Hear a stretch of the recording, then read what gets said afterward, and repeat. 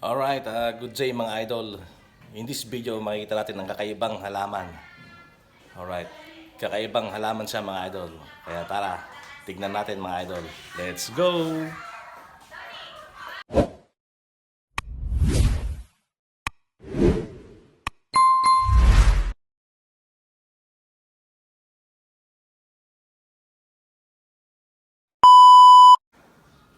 So, ito po siya mga idol.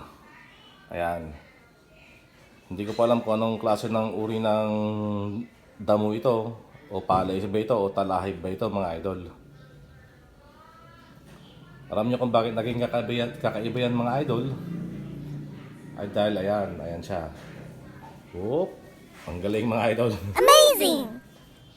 Yan po ang tinatawag na pet plants. Na-order lang po to ng anak ko mga idol sa online. Kalbo to noon mga idol. Nung nabili.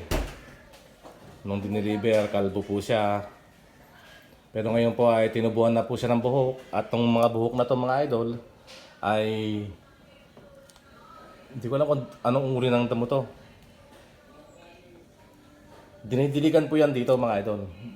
Araw-araw didiligan mo para humaba po itong parang pinakabuhok niya na animo ay isang damo o palay o halaman. Ayan. Kakaiba po siya mga idol. At hindi niya rin po kailangan ng matinding sunlight. Pwede po siya indoor mga idol. Actually dito lang siya sa may lamesa namin, no. Wow! Ayan po. Mayroon siyang dalawang mata, isang ilong, may butterfly siya rito. Ayan. Napakaganda po mga idol ng kanyang itsura mga idol.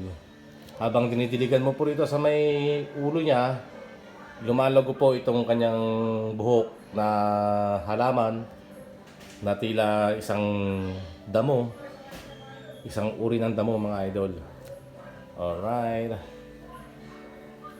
Ayan po mga idol. At ang kanyang katawan ay may yahang tulad natin mga idol sa patatas o kamote o gabi mga idol. Ito, itong katawan niya na to. Ang ulo niya at ang kanyang katawan. Alright. Kaya minsan mga idol, balak ko na sanang itanim dito. Para magkabuhok din itong aking manikin mga idol. Ayan pong aking manikin. Balak ko rin siyang diligan dito mga idol at palagyan ng yung grass na yon o damo na yon upang magkabuhok siya. Kasi ang ganda niya naman mga idol, oh. Pag may buhok, di ba? Alright. Ayan na magiging kasing ganda niya to. Wow! Nagkaroon ng buhok at pwedeng koronahan ng ginto mga idol. Ayan.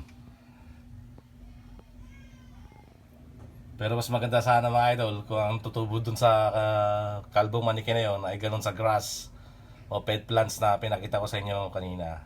Alright.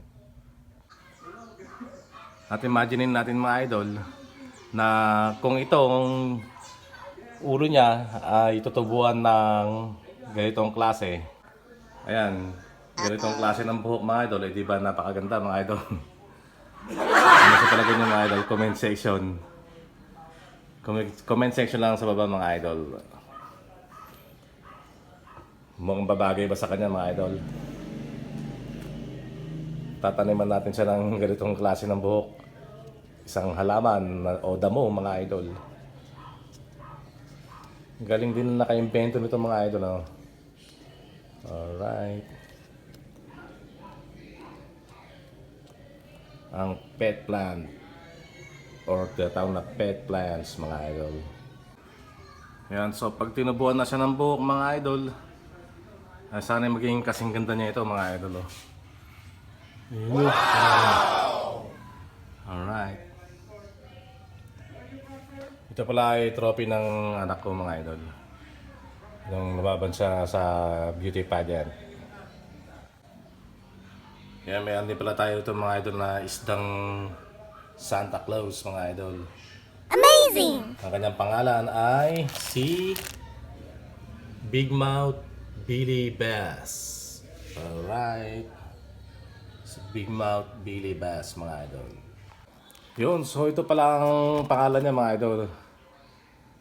Grass Head Doll. Ayan, kalbo po siya noon mga idol. Ganyan pang itsura. So, ang gagawin mga idol ay didilig-diligan lang po ito sa kanyang ulo. Didilig-diligan upang tumubo yung grass mga idol. Ayan. Na-order to online mga idol. Grass Head Doll. Ayan po ang kanyang introduction.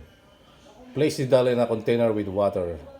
The doll will float on the surface of the water at first and will begin to sink when it has absorbed enough water. Remove from the water upon sinking. Place the soaked doll on a tray, making sure that the lower part of the doll has contact with water. When the seed starts to sprout from the top of the doll, water the top part daily to make sure it stays moist. When the grass grows to more than 5 centimeter, you can start to design your own style. It's the best not to cut the grass. Yan. So kapag itong kalbong mga ganito mga idol ay tumubo na katulad nito, ay nasa iyo mga idol, bahala ka nang mag-design sa kanya mga idol. Kung anong klaseng design ang gusto mo. Pero it's better not to cut the grass daw mga idol. Huwag mong ikakat ang grass. It's better sabi. Pero pwede mo rin siyang paglaruan, pwede mo rin namang gupit-gupitan mga idol. Depende sa gusto mong design. Yan, so ayan po ang kanyang itsura mga idol. Kapag tinubuan na ng grass. Damo pala siya mga idol. So maliwanag na, buti nakita ko itong kanyang kahon. Ang tawag pala sa kanya ay Grass Head Doll. Alright. Ayun o. Nakalagay ay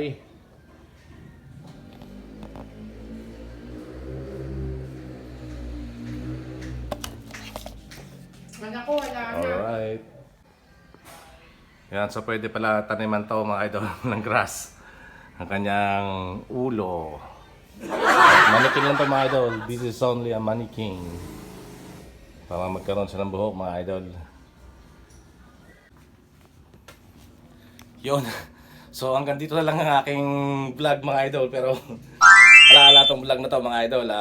Ano lang to, katawaan lang. Wala kasi akong ma-content. Salamat nga pala sa mga tumapos ng video nito. Maraming salamat sa inyo. God bless everyone. Pagpalain kayo ng ating Panginoon. Alright, thank you for watching guys. Shout out sa lahat ng aking mga subscribers. Mabuhay kayong lahat. God bless you all mga idol. God bless everyone. Sa mga hindi pa nakasubscribe, please subscribe to my channel. Alright, maraming salamat. God bless everyone.